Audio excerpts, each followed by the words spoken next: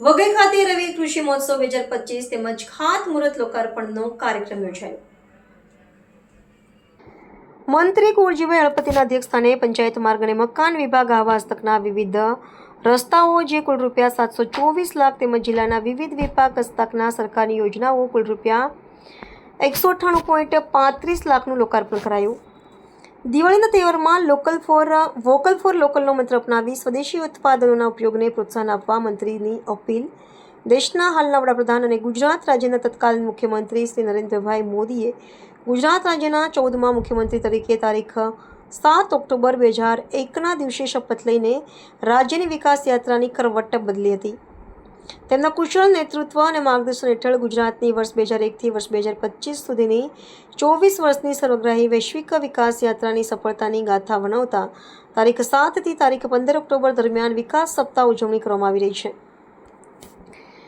વિકાસ સપ્તાહની ઉજવણી અંતર્ગત ડાંગ જિલ્લાના વઘઈ કૃષિ યુનિવર્સિટી ખાતે આદિજાતિ વિકાસ શ્રમ અને રોજગાર ગ્રામ વિકાસ વિભાગના રાજ્યમંત્રી વ ડાંગ જિલ્લાના પ્રભારી મંત્રી કુંવરજીભાઈ હળપતિના અધ્યક્ષસ્થાને પંચાયત માર્ગ અને મકાન વિભાગ આહવા ડાંગ હસ્તકના વિવિધ રસ્તાઓ જે કુલ રૂપિયા 724 લાખના ખર્ચે 5 કામોનું ખાતમુહૂર્ત તેમજ ડાંગ જિલ્લાના વિવિધ વિભાગના હસ્તકના ગુજરાત સરકારની વિવિધ યોજનાઓના કુલ રૂપિયા 198.35 લાખના ખર્ચે 61 કામોનું લોકાર્પણ કરવામાં આવ્યું હતું. આ પ્રસંગે મંત્રી કુંવરજીભાઈ હળપતિએ જણાવ્યું હતું કે વડાપ્રધાન નરેન્દ્ર મોદીએ 24 વર્ષ અગાઉ ગુજરાત રાજ્યના મુખ્યમંત્રી તરીકે શપથ ગ્રહણ કર્યા હતા. 24 વર્ષ સુશાસનની ઉજવણી આપણે સૌ કરી રહ્યા છીએ ત્યારે આપણે સૌ માટે ગર્વની વાત છે કે આજે સમગ્ર વિશ્વમાં ભારતની નોંધ લેવાઈ રહી છે અને યશસ્વી વડાપ્રધાન નરેન્દ્રભાઈ મોદી વિશ્વ નેતા તરીકે પ્રસ્થાપિત થયા છે. વડાપ્રધાન શ્રીના દીર્ઘદ્રષ્ટા નેતૃત્વમાં ભારત દેશની અન્ય વિકસિત દેશોની હરોળ ગણના કરવામાં આવે છે.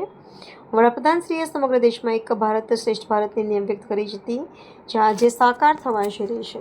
આજે ડાંગ જિલ્લાની અંદર ગુજરાત સરકાર દ્વારા રવિ કૃષિ મહોત્સવ તેમજ 24 વર્ષના સુશાસનની ગથાના કાર્યક્રમમાં અહીં ખૂબ મોટી સંખ્યામાં લોકો આવ્યા હતા.